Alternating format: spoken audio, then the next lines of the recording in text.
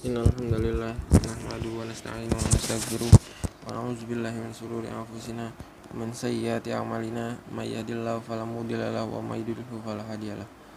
Yang pertama, yang paling utama, marilah kita panjatkan puji syukur kita atas kehadirat Allah Subhanahu wa taala yang telah memberikan kita kesehatan.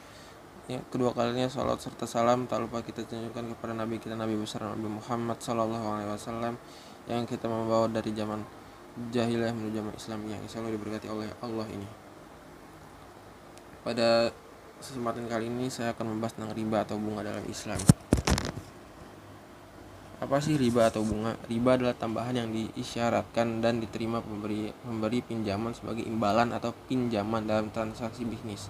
Hukum riba adalah haram. Orang riba termasuk dalam penghuni neraka.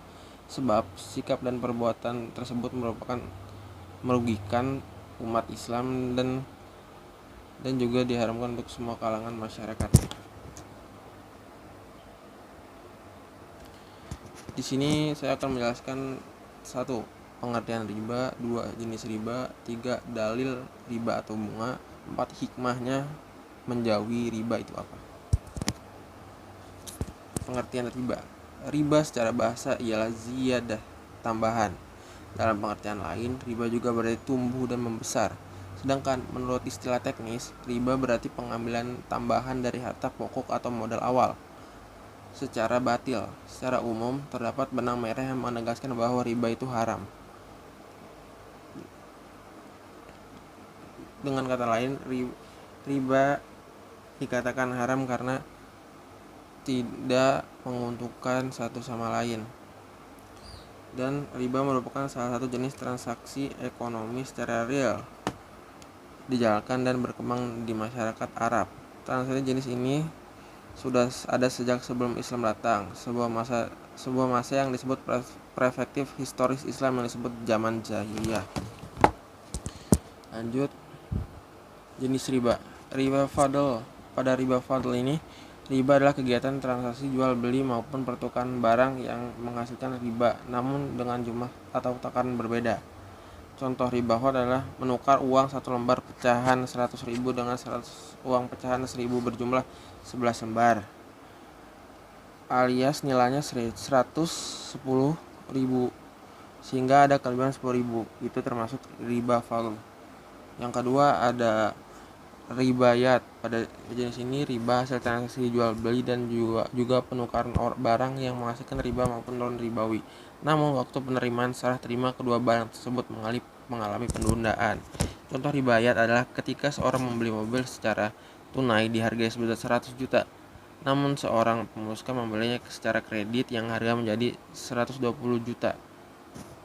Yang ketiga adalah riba nasi'ah. Dalam riba nasi'ah, riba adalah kelebihan yang didapatkan dari proses transaksi jual beli dengan jangka waktu tertentu.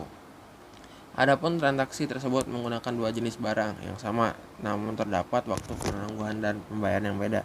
Contoh adalah seorang meminjamkan emas batangan kepada temannya, namun dia meminta kembalikan dengan uang tunai setahun mendatang. Namun karena harga emas naik di masa depan, sang teman harus membayar dengan nilai harga yang lebih tinggi. Yang keempat ada riba qard. Pada jenis riba qard ini, riba adalah tambahan nilai yang dihasilkan akibat dilakukan dengan pengambilan pokok utang dengan beberapa persyaratan dari pemberian utang. Contohnya adalah ketika bank memberikan pinjaman sebesar 100 juta, kemudian nasabah atau debitur harus mengembalikan dengan bunga 12% dengan tempo angsuran 12 tahun. Yang kelima ada riba jahiliyah. Dalam riba jahiliyah, riba adalah tambahan atau kelebihan jumlah pelunasan utang yang telah melebihi pokok pinjaman. Biasanya hal ini terjadi akibat peminjaman tidak dapat membayarnya dengan akibat waktu yang dengan tepat dan dengan waktu sesuai perjanjian. Next ada dalil riba atau bunga. Dari surat Al-Imran ayat 130 yang dalilnya seperti ini. Bismillahirrahmanirrahim. Ya ayyuhalladzina amanu la taqullu riba adhafan mudhafatan wattaqullaha la'allakum tuflihun.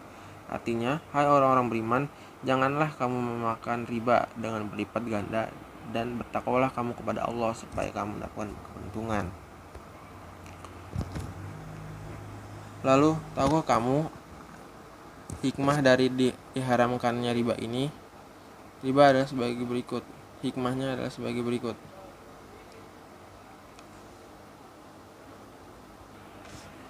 Satu adalah Allah Subhanahu wa Ta'ala tidak mengharapkan sesuatu yang baik dan bermanfaat bagi manusia, tetapi hanya mengharamkan apa yang sekiranya dapat membawa kerusakan baik individu maupun masyarakat.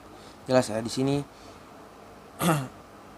riba menguntungkan salah satu pihak, bukan dua belah pihak. Jadi jelas diharamkannya. Nah, yang kedua, ada keharaman riba dapat membuat jiwa manusia suci dari sifat tamak dan serakah.